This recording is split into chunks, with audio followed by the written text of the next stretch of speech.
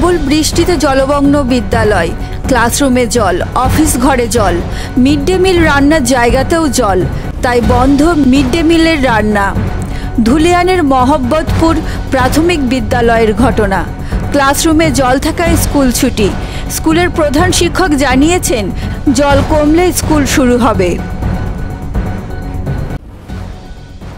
রান্না বান্না হচ্ছিল, কিন্তু আজকে বলছে পানি লেখা রান্না হবে না। কোনখানে রান্নবে? সবই তো বন্ধ। এখানে খাওয়া দাওয়া করে ওইটা সব সমেত ডুবে গেছে। রান্নাঘরও ডুবে গেছে। রান্নাঘর জলটা কইতে আগে 15 পানি মতো ডুবে গেছে। সেটা রান্না করতে আসছে। রান্না করতে যায় এখন করে রান্না ডুবে যাচ্ছে। বাল্যবিবাহ ও অপরিণত বয়সে মা হয়ে যাওয়ার লজ্জাজনক ছবিটা বদলাতে বদ্ধপরিকর মুর্শিদাবাদ জেলা প্রশাসন ও স্বেচ্ছাসেবী সংস্থা সিনি। চলুন সকলে মিলে শপথ নিই বাল্যবিবাহ মুক্ত সমাজ গড়ে তোলার।